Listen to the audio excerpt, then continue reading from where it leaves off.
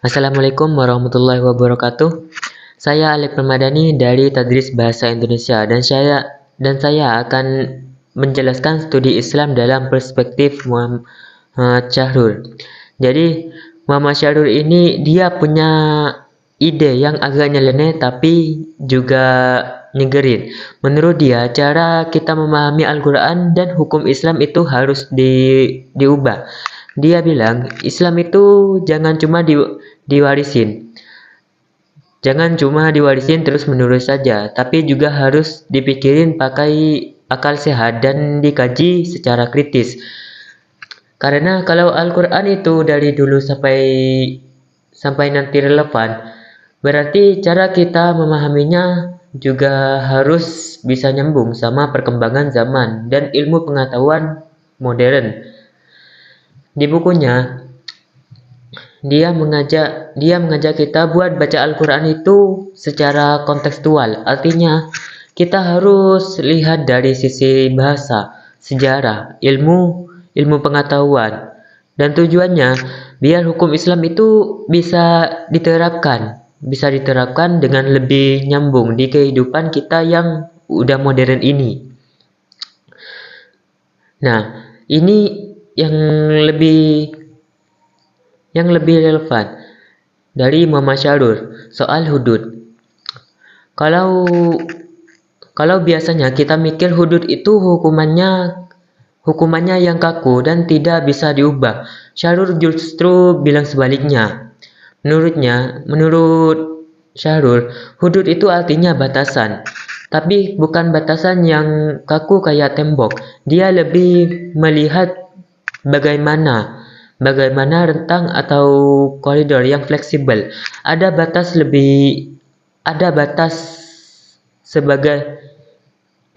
paling tinggi dan batas paling rendah.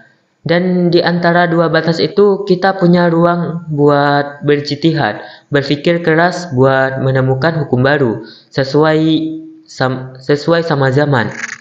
Dia mengkritik pemahaman lama yang kaku itu, karena menurut dia hukum Islam itu harus bisa berkembang sesuai sama perubahan sosial dalam kebutuhan umat. Jadi Syahrul lebih fokus ke prinsip keadilan, kemaslahatan, kebaikan umum, dan nilai-nilai universal Islam, bukan cuma sekedar teksnya doang. Nah, Syahrul juga mengajak kita buat pakai hermeneutika. Ini artinya dia bilang setiap teks agama itu punya makna yang bisa berubah dan berkembang tergantung konteksnya. Dia berpendapat hukum Islam yang cocok di zaman dulu belum tentu pas buat kondisi kita sekarang. Makanya dia dorong umat Islam buat tidak cuma ngikutin tafsir dulu ulama terdahulu, tapi juga berani ijtihad baru yang sesuai sama ilmu pengetahuan dan perkembangan zaman. Wajar sih kalau ini bikin banyak ulama konservatif jadi ngerasa terusik karena dianggap terlalu bebas dan menafsirkan agama.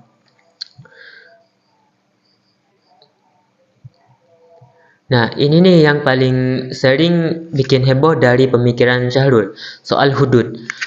Kalau biasanya kita dengar hudud itu hukuman potong tangan, rajam, atau cambuk yang kaku. Syahrul itu punya ide lain. Menurut dia, hudud itu artinya batas atau batasan Tuhan, tapi bukan batas yang kaku kayak tembok, melainkan kayak rentang atau koridor. Ada batas paling maksimal dan paling minimal, dan di dalam koridor itu kita bebas bergerak, bebas berijtihad dan berinovasi, asalkan tidak keluar dari batas yang sudah Tuhan tentukan. Nah, garis lapangan itulah hududnya. Syahrul membagi hudud menjadi dua, yaitu hudud ibadah. Ini buat urusan ibadah murni seperti sholat, puasa, haji, zakat. Nah, ini memang sudah pakem, tidak bisa diutak-atik. Selanjutnya yaitu hudud hukum atau muamalah. Nah, ini yang menarik. Buat urusan hukum-hukum sosial atau muamalah, disinilah ruang ijtihad itu luas. Nah, untuk contoh yang lebih jelas yaitu hudud pencurian. Kata orang, potong tangan itu hukuman yang biasa kita dengar.